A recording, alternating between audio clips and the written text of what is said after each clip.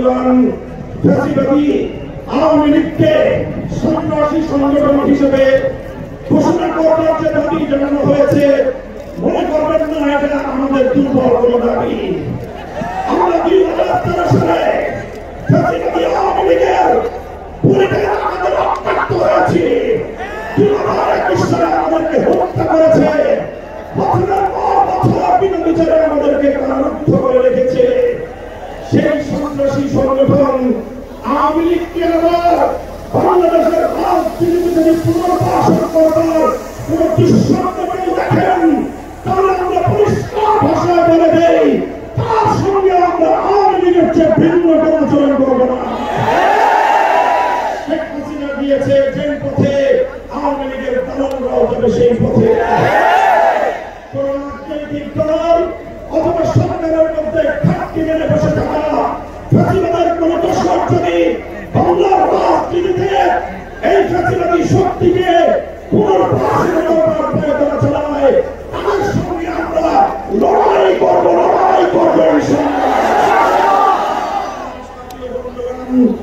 সর্বশেষ আমাদের খবরে সাতটা শহীদ যারা শাহাদাত বরণ করেছেন, ইনশাআল্লাহ হেফাজতে ইসলাম বাংলাদেশ প্রতিটি শহীদ পরিবারের পাশে দাঁড়িয়েছে।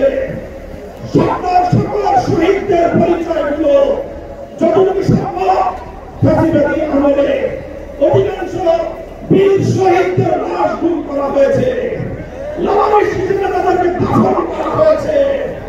সরকারের তৎকালীন গোয়েন্দা সংস্থার কাছে যদি তার কোনো তথ্য থেকে থাকে, আমি বর্তমান সরকারের কাছে দাবি জানাবো, আমার স্বপ্ন চত্বরের ব্যবহারিক হিসেবে দাফন হওয়া প্রতিটি লাশ, গুম হওয়া প্রতিটি শহীদের তথ্য উদ্ঘাটন করতে হবে, জাতির কাছে প্রকাশ করতে হবে।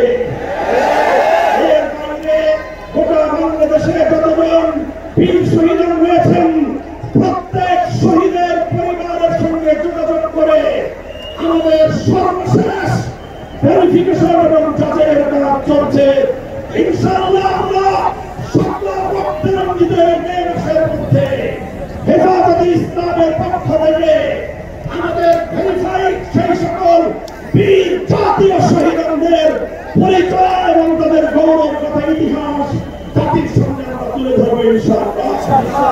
সেই সকল রক্তের স্বপ্ন বীর শহীদদের স্মৃতি বিজড়িত ইমানের দুর্দমনীয় কাফেলা, স্বপ্ন চত্বরের শহীদি কাফেলা হেফাজতে ইসলাম বাংলাদেশকে আমি আজ বাংলাদেশের স্বাধীনতার অতন্দ্র প্রহরী হিসেবে ঘোষণা করতে চাই। আমরা বলতে চাই, বাংলাদেশের ইসলাম এবং স্বাধীনতা এক সূত্রে গাঁথা। বাংলাদেশের ইসলাম এবং স্বাধীনতা এক সূত্রে গাঁথা। যারা বাংলাদেশের ইসলামের উপর আঘাত করে, তারাই স্বাধীনতার দুশ্মন, তারাই স্বাধীনতার শত্রু। আগামী দিনে দেশ এবং ইসলাম স্বাধীনতার এই শত্রুদেরকে যেখানেই পাওয়া যাবে সেখানেই প্রতিহত করতে হবে, সেখানেই প্রতিহত করতে হবে।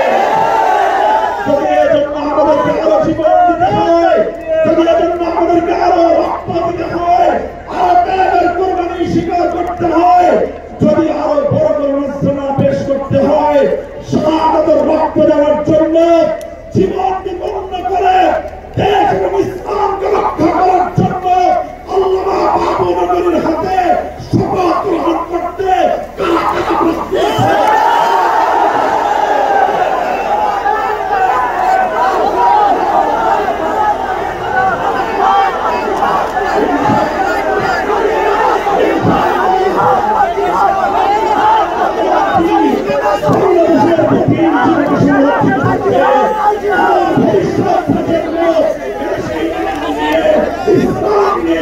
ইনশাআল্লাহ।